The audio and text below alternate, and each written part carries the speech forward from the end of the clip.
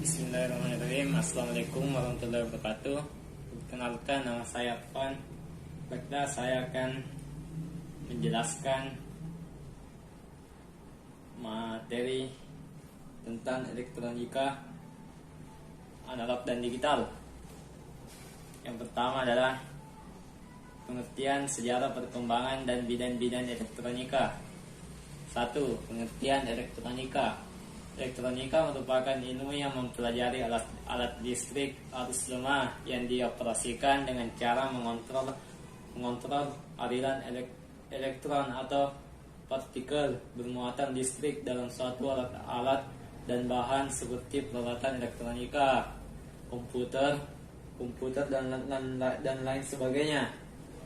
Alat yang menggunakan dasar kerja elektronika dapat disebut sebagai alat elektronika. Contoh: tabung sinar, katode, radio, TV, komputer, laptop, dan lain sebagainya.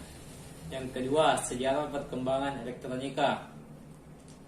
Pada 1883, Thomas Edison, sebuah elektron berpindah dari sebuah konduktor ke konduktor lainnya melewati ruang hampa.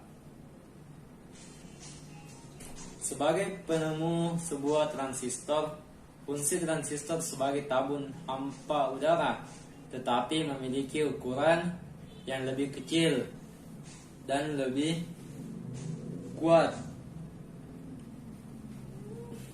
Yang ketiga, bidang-bidang elektronika. Yang pertama, bidang instrumentasi dan kontrol. Yang kedua, bidang telekomunikasi. Yang ketiga, bidang elektronika konsumen.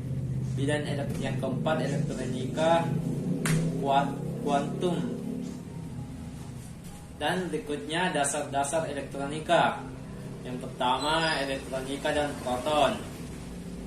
Sebuah instalasi yang diambil dari kata elektron. Elektron merupakan satu dari tiga materi yang menyusun struktur atom, yaitu inti atom atau nukleus, proton, dan neutron. Dan ada pula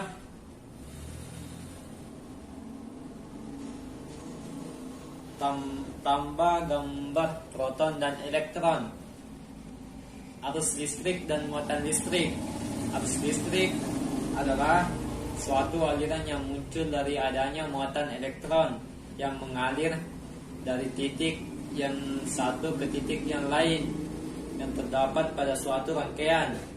Arus listrik yang mengalir mampu melakukan usaha untuk memutarkan motor listrik. Yang ketiga, listrik mengalir pada potensial tinggi ke potensial rendah.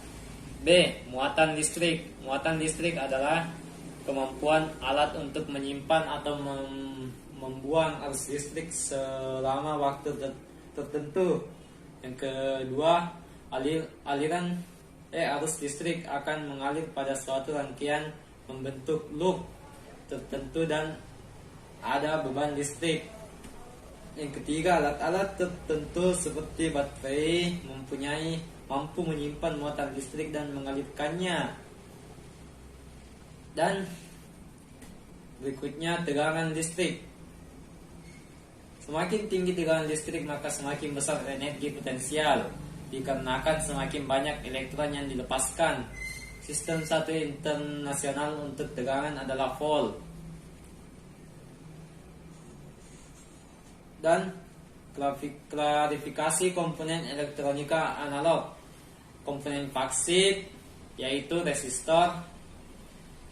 seperti resistor. Fungsi resistor sebagai penghambat arus listrik, dan jenis-jenis resistor seperti resistor dapat dengan nilai tetap, resistor dengan nilai yang dapat diukur, resistor yang nilainya dapat berubah-ubah. Dan ada pula kapasitor, induktor, dan komponen aktif yaitu seperti dioda. Dioda mempunyai beberapa jenis seperti dioda Zener, LED, dioda penyarah, dioda foto, dioda laser, dan ada pula transistor.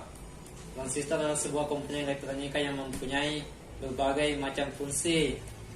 Dan ada pula IC atau integrated circuit, dan ada juga saklar. Saklar adalah suatu komponen yang digunakan untuk menghubungkan dan memutuskan arus listrik. Jenis saklar seperti jenis saklar satu arah dan dua arah. Dan itu pula materi yang sempat saya sampaikan. Sekian dari saya. Assalamualaikum warahmatullahi wabarakatuh.